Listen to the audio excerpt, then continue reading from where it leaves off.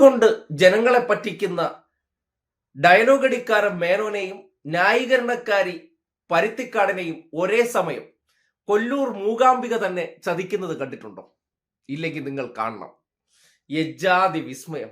പോയി മൂകാംബികയിലല്ല, ഇനി എവിടെ പോയി പ്രാർത്ഥിച്ചാലും രക്ഷിക്കാൻ ദൈവങ്ങൾ പോലും ഉണ്ടാകില്ല എന്നതിന്റെ നേർസാക്ഷ്യമാണ് ഒരേ ദിവസം രണ്ടിടങ്ങളിൽ സംഭവിച്ച ഈ വിസ്മയം. കുഞ്ഞാലിമരക്കാർ നടത്തിയ വലിയ പോരാട്ടം, കടലിൽ നടത്തിയ വലിയ പോരാട്ടം പരാജയപ്പെട്ടെങ്കിലും വീരോചിതമായ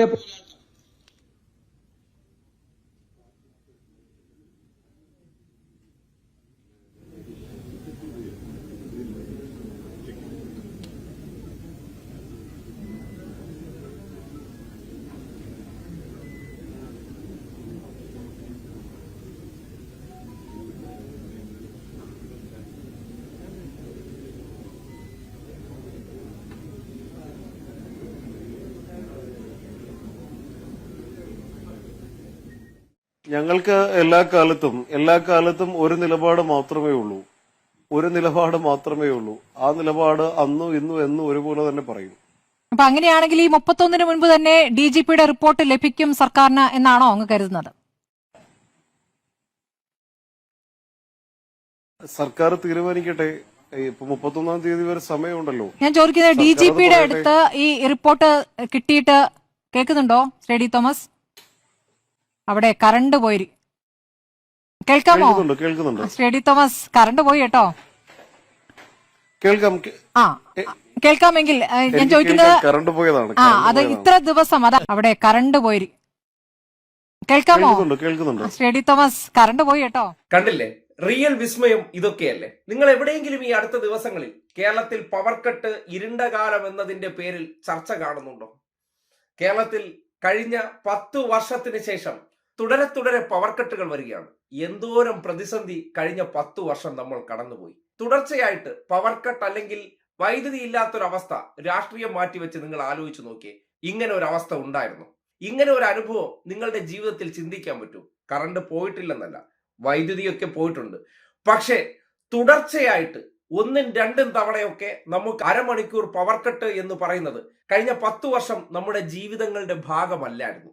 പക്ഷെ അതുവരെ എത്ര പെട്ടെന്നാണ് നമ്മുടെ ജീവിതങ്ങളുടെ ഭാഗമാക്കി മാധ്യമങ്ങളും അവർ പാടിപ്പുകഴ്ത്തിക്കൊണ്ട് നടക്കുന്നവരും നമ്മുടെ ജീവിതത്തിന്റെ ഭാഗമാക്കി മാറ്റുന്നത്. ഒരു വികാരവും ആർക്കും ഉണരുന്നില്ല.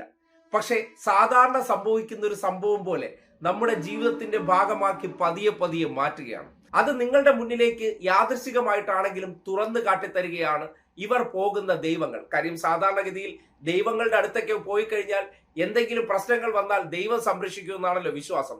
ദൈവം പോലും സംരക്ഷിക്കാതെ അവർ പങ്കെടുക്കുന്ന പരിപാടിയിൽ തന്നെ അവർ ഈ നാടിന് മേൽ അടിച്ചേൽപ്പിക്കുന്ന ഇരുണ്ട കാലം കടന്നു വരുന്നത് എങ്ങനെയെന്ന് വീഡിയോ ദൃശ്യം തന്നെ കാട്ടിത്തരുന്നുണ്ട്. കാര്യം വീഡിയോയിലൂടെ ആണല്ലോ പല PR തെറ്റിദ്ധരിപ്പിക്കലും നമ്മുടെ നാട്ടിൽ ഉണ്ടാകുന്നത്. ആ തെറ്റിദ്ധരിപ്പിക്കലിനെ അവർ വിശ്വസിക്കുന്ന ദൈവങ്ങൾ തന്നെ ജനങ്ങളുടെ മുന്നിൽ അവരെ ഇരുട്ടത്ത് നിർത്തിക്കൊണ്ട് നമുക്ക് കാട്ടിത്തരികയാണ്. നിങ്ങളെ ഈ ഇരുണ്ട കാലത്തിലൂടെയാണ് മേനോന്റെ ന്യായീകരണക്കാർ കൂടിയെല്ലാം വഴി നടത്തുന്നതെന്ന്. അത് ഒളിച്ചു വയ്ക്കാൻ ശ്രമിച്ചാലും ചർച്ചയാക്കാതിരിക്കാൻ അവർ കരുതലെടുക്കുമ്പോൾ അവരെ കൊണ്ട് തന്നെ പറയിക്കുന്നു കറണ്ട് പോയി എന്ന്. കുഞ്ഞാലിമരക്കാർ നടത്തിയ വലിയ പോരാട്ടം, കടലിൽ നടത്തിയ വലിയ പോരാട്ടം പരാജയപ്പെട്ടെങ്കിലും വീരോചിതമായ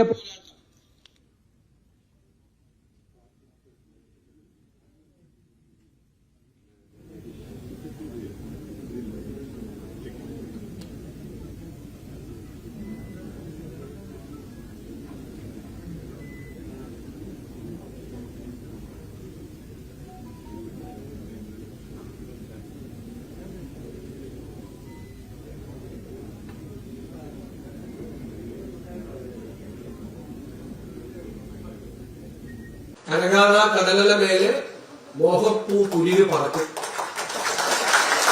അറബിപ്പോൾ നാണ്യം പോലെ കേരളത്തിന്റെ ആകാശത്തിൽ ഒരു അമ്പലി ഉണ്ടാവും. അതാണ് നമ്മുടെ ഞങ്ങൾക്ക് എല്ലാ കാലത്തും ഒരു നിലപാട് മാത്രമേ ഉള്ളൂ. ആ നിലപാട് അന്നും ഇന്നും എന്നും ഒരുപോലെ തന്നെ പറയും. അപ്പൊ അങ്ങനെയാണെങ്കിൽ ഈ 31-ന് മുൻപ് തന്നെ DGPയുടെ റിപ്പോർട്ട് ലഭിക്കും സർക്കാരിന് എന്നാണോ അങ്ങ് കരുതുന്നത്? സർക്കാർ തീരുമാനിക്കട്ടെ. ഇപ്പൊ 31-ാം തീയതി വരെ സമയമുണ്ടല്ലോ. ഞാൻ ചോദിക്കുന്നത് DGPയുടെ അടുത്ത് ഈ റിപ്പോർട്ട് കിട്ടിയിട്ട് കേൾക്കുന്നുണ്ടോ ശ്രീ തോമസ്? അവിടെ കറണ്ട് പോയി, കേൾക്കാമോ? കേൾക്കുന്നുണ്ട്. ശ്രീ തോമസ്, കറണ്ട് പോയി കേട്ടോ. കേൾക്കാം. ആ, കേൾക്കാമെങ്കിൽ ഞാൻ ചോദിക്കുന്നത് കറണ്ട് പോയതാണ്. അത് ഇത്ര ദിവസം അതാ സങ്കൽപ്പങ്ങൾ തകർന്നു വീണു,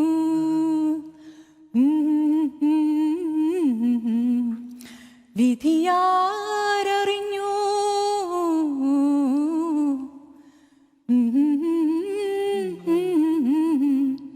വിരഹത്തിൻ മുത്തുകളെ തുറക്കുവാൻ കഴിഞ്ഞില്ലല്ലോ. അവിടെ കറണ്ട് പോയി, കേൾക്കാമോ? കേൾക്കുന്നുണ്ട്. ശ്രീ തോമസ്, കറണ്ട് പോയി കേട്ടോ.